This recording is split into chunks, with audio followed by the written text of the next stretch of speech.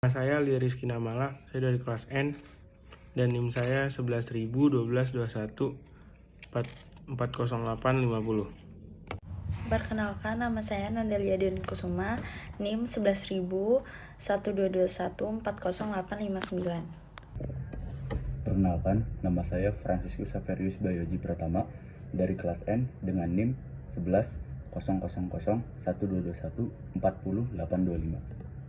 Perkenalkan, nama saya Aulia Octavia, NIM 11.000.121.408.30. Lembaga tinggi negara adalah institusi negara yang secara langsung diatur atau memiliki kewenangan yang diberikan oleh UUD 1945. Sebelum amandemen UUD 1945 disebut lembaga tinggi negara dan hanya terdiri atas Dewan Perwakilan Rakyat, Lembaga Kepresidenan, Mahkamah Agung Republik Indonesia, Dewan Perwakilan Agung Republik Indonesia, Badan Pemeriksa Keuangan Republik Indonesia.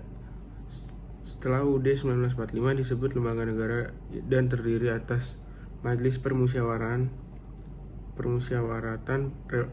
Rakyat Indonesia, Dewan Perwakilan Rakyat Republik Indonesia, Dewan Perwakilan Daerah Republik Indonesia, Lembaga Kepresidenan, Mahkamah Agung, Mahkamah Konstitusi, dan Badan Pemeriksa Keuangan Republik Indonesia, Komisi Yudisial Republik Indonesia.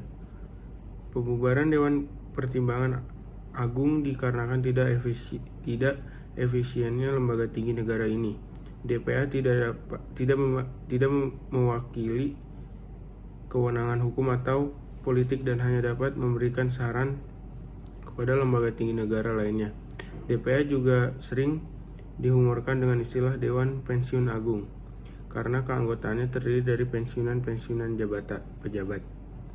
Sesuai dengan makna Reformasi 1998 dan untuk menguatkan demokrasi, rakyat Indonesia menyadari pentingnya makna judicial review atau hak pengkajian hukum oleh para ahli dan pertimbangkan apakah tidaknya sebuah hukum bertentangan dengan Undang-Undang Dasar atau Konstitusi Negara untuk menyuarakan kepentingan daerah atau provinsi di Indonesia dan sesuai dengan semangat Reformasi 1998 mendirikan lembaga tinggi negara di bidang legislatif yang bernama Dewan Perwakilan Daerah atau DPD.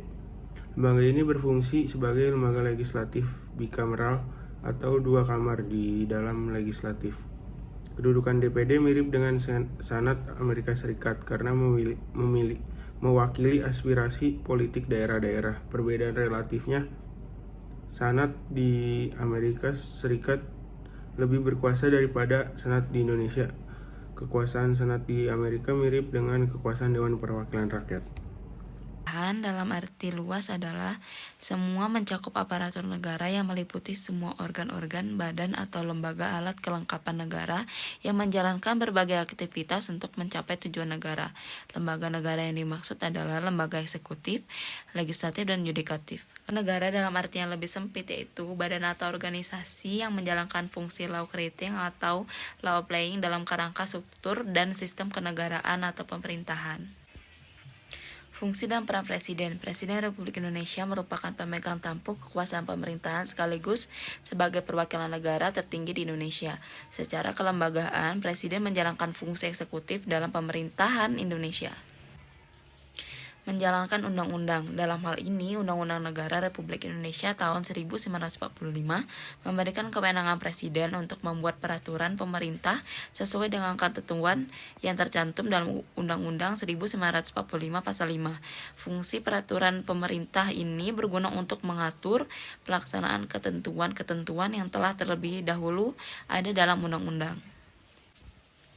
Tugas dan peran Wakil Presiden. Mendampingi Sang Presiden jika Presiden menjalankan tugas-tugas kenegaraan di negara, membantu dan mewakili tugas Presiden di bidang kenegaraan dan pemerintahan, mengkoordinasikan, menjalankan, dan mengevaluasi program kerja Kabinet 4.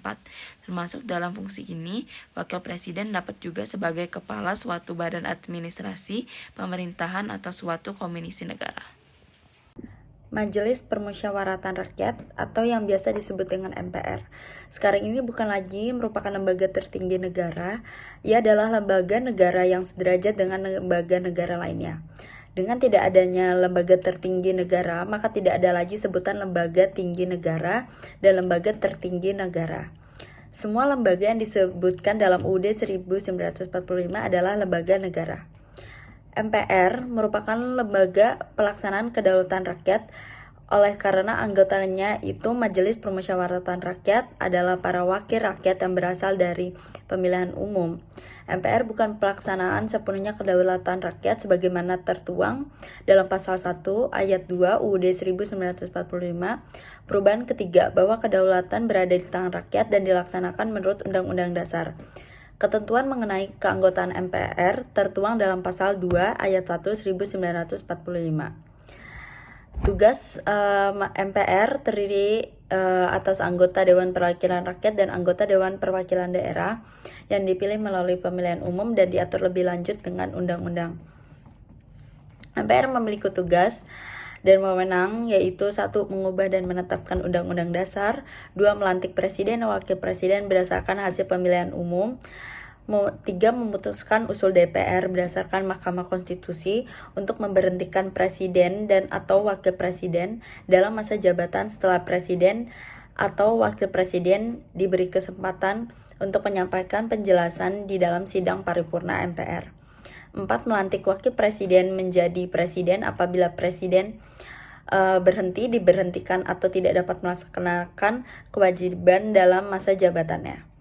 5. Memiliki wakil presiden dari 2 calon yang diajukan presiden apabila terjadi kekosongan jabatan wakil presiden dalam masa selambat-lambatnya dalam waktu 60 hari. 6. Memilih presiden dan wakil presiden apabila keduanya berhenti secara bersamaan dalam masa jabatannya. 7. Menetapkan peraturan tata tertib dan kode etik MPR. 8. Fungsi, peran, serta wewenang MPR dikutip dari buku Pendidikan Pancasila dan Kewarganegaraan. Juga memiliki hak dan kewajiban yang seperti diatur dalam UU nomor 22 2003 tentang susunan kedudukan MPR, DPR, DPD, dan DPRD, mengubah dan menetapkan undang-undang dasar, melantik presiden dan wakil presiden berdasarkan hasil pemilihan umum dalam sidang paripurna MPR, memutuskan usul DPR berdasarkan putusan Mahkamah Konstitusi untuk memerintahkan presiden atau wakil presiden. Sekarang saya akan menjelaskan mengenai lembaga selanjutnya, yaitu lembaga yudikatif. Di mana lembaga yudikatif ini terbagi menjadi 3, yaitu Mahkamah Agung, Mahkamah Konstitusi, dan juga Komisi Yudisial. Di mana lembaga yudikatif ini berwenang untuk mengawasi berjalannya peraturan undang-undangan. Dan dasar hukum dari berjalannya lembaga yudikatif ini didasari dari Undang-Undang Negara Republik Indonesia tahun 1945 pada bab 9 tentang kekuasaan kehakiman, di mana tugas dan wewenang dari Mahkamah Agung meliputi daripada mengadili pada tingkat kasasi dan juga peninjauan kembali, serta menguji peraturan perundang-undangan di bawah undang-undang terhadap undang-undang. Selain itu, ada juga tugas dan wewenang dari Mahkamah Konstitusi yang meliputi menguji undang-undang terhadap undang-undang dasar, memutuskan sengketa kewenangan lembaga negara yang kewenangannya diberikan oleh undang-undang dasar, serta memutus pembubaran dari partai politik.